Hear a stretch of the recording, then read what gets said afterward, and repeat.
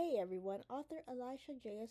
here, and I decided to start this channel to share the numerous writing tips and tricks I've accumulated over the years in the hopes that they might help a fellow writer. I'll try to be brief. So, without further ado, let's get into it. This first tip is to finish your project before sending it out for feedback. Now, you might be wondering, well, why should I do that? Or you might be thinking, but Elisha, I can't wait that long for feedback. The reason why I say finish your project before you get feedback is because when you show people those half-finished projects, the work is lacking context.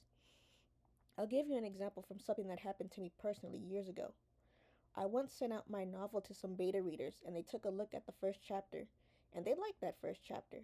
But when they went on to the second chapter and the other chapters, they actually found that first chapter so jarring that I had to replace it. Now, if I'd only showed those readers my first chapter and nothing else, they probably would have just said, hey, great, let's keep going. But because they had the entire context of my work, they could say, this isn't working here, something needs to change.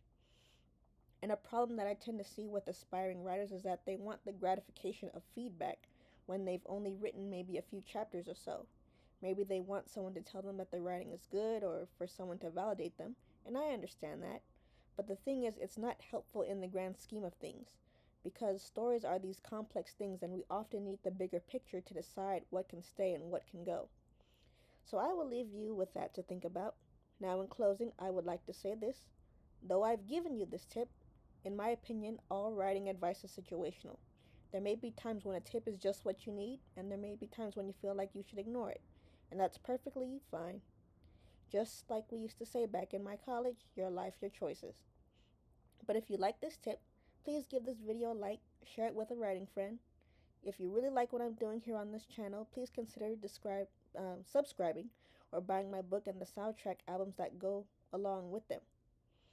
I've got a lot of tips saved in a huge document, so there's going to be a lot of writing tip goodness coming up.